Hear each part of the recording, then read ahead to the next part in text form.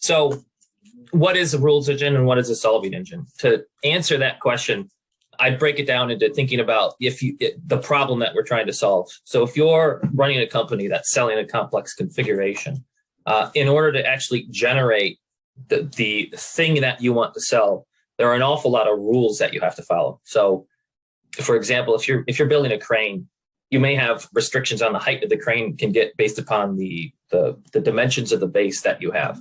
Or if you're building a dump truck, you're not going to be able to extend that dump truck's bucket capacity without increasing the support structure and the wheelbase, things like that.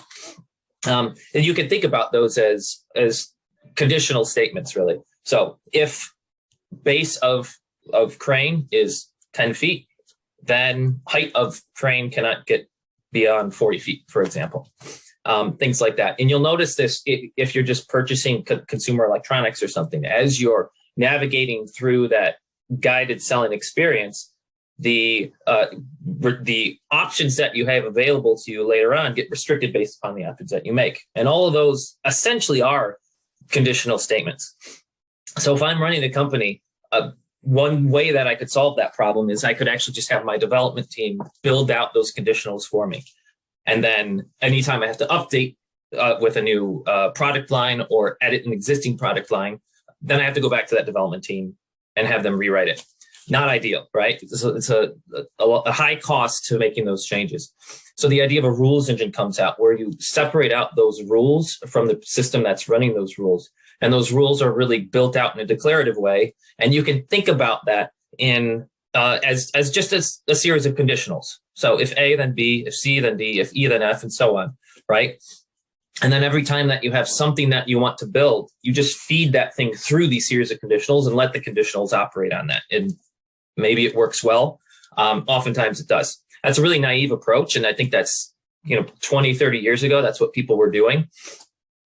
Solving engines is more or less a step above that, because you want to think about if I have a height of my crane above 40 feet, then I have to clear it with some sort of regulatory commission or something like that.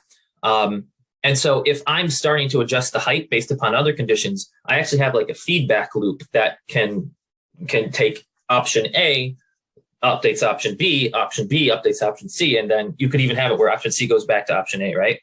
So now we have the solving engine concept where it says, okay, I have a series of conditionals. The conditionals will actually update the state of the thing that I'm operating on. And then that state can actually kick off further rules in there. So instead of us just having, here's a document with a bunch of conditionals, run your object through these conditionals, and then here's your output.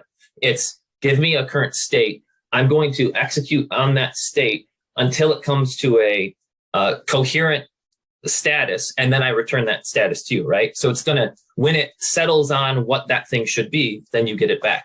And that's really what we're talking about when we're talking about a solving engine.